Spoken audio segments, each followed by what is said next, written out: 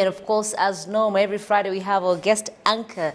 But unfortunately, due to the bubble regulations at BAL, Ivy, DJ Ivy is joining us live from BAL.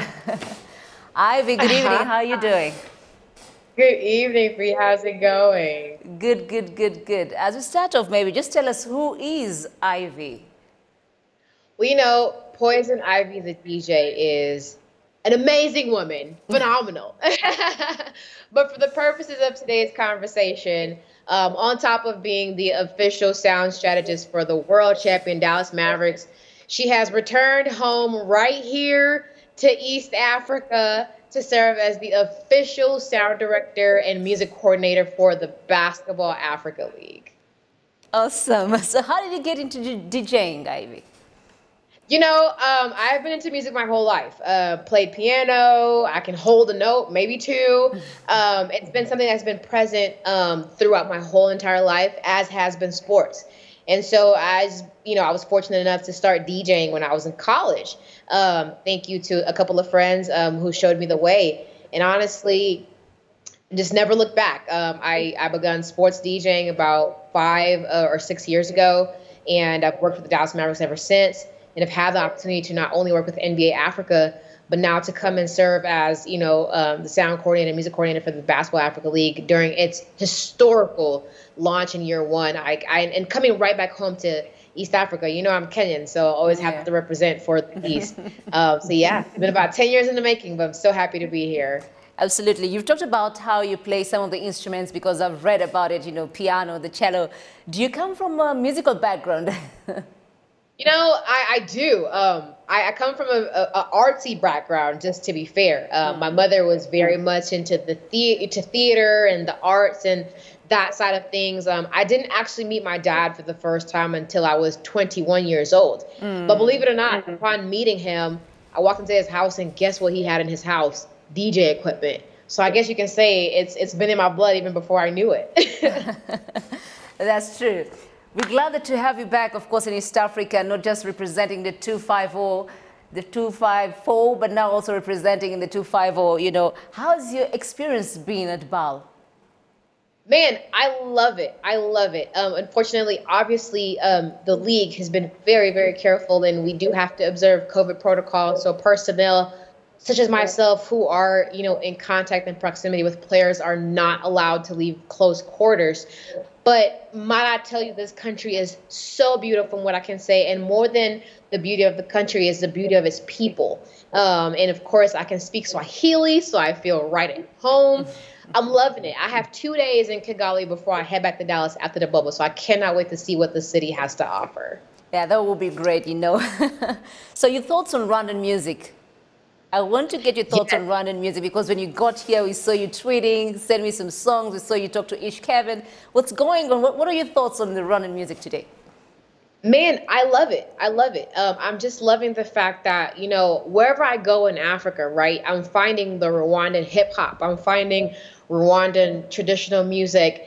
And correct me if I'm wrong. Please tell me how to say it. Is it Ithinzi? It's the victory song that I've been playing. Yes. Ithinzi, yes. Right.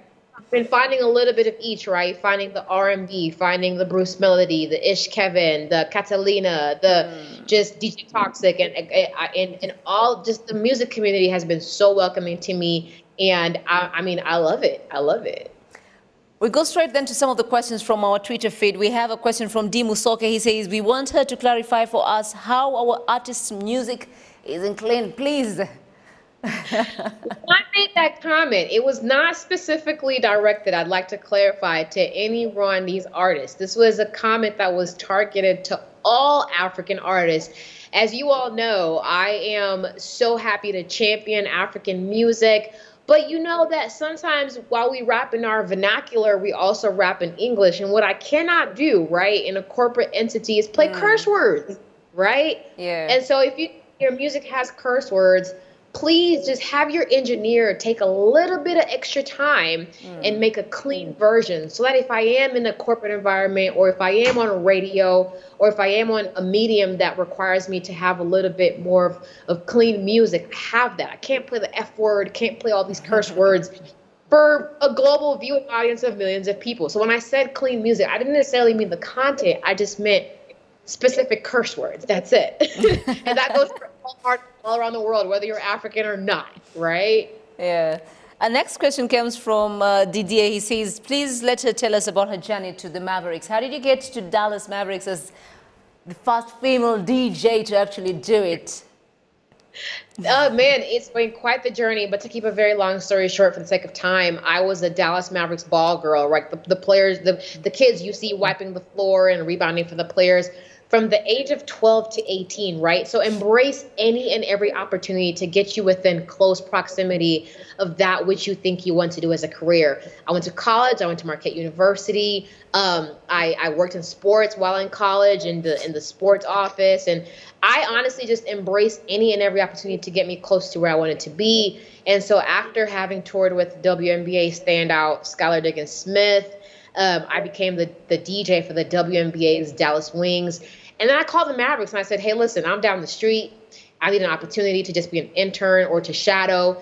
And at the time, the door was not open. But 2 months later, they needed a new DJ. And guess who they called? So the moral of the story is to make sure that you're always at the top of mind of whoever it is you're trying to get in contact with. And so 5 years later, 3 All-Star games later, one NBA Africa game later, and I'm here for the historic launch of the BAL. So you see that the NBA is celebrating its 75th anniversary, WNBA is celebrating their 25th anniversary, and the BAL is celebrating the first anniversary. So hopefully we're here for many more years to come. Absolutely. Congratulations. Of course, you're making Africa proud, keeping up the flag out there. Last but not least, we have a question from Aline Bellrich. She says, based on her name, Poizon Ivy, is she referring to the Batman nemesis Poizon Ivy or the actual plans? How did she get this name? Both. I mean, let me tell you something. The Batman arch nemesis is she was one of the first Marvel heroes. And so being a female and being out there representing for the females, I definitely adopted that. But she was also friendly to the environment. You know what I mean? She was also looking out for those who weren't looked out for. And then when you look at the Poizon Ivy plant, right? It's triangular. It's one of the most stable in shape. You know what I mean? And guess what? It never dies. So even when there are no roots, it never dies. So I'm hoping that's the same for legacy. So I borrow a little bit from both. Well, thank you very much, Ivy, for making time with us. And of course, keep raising the African flag to the world out there as you keep representing. And of course, seeing a woman at the very top, it's an awesome thing to see.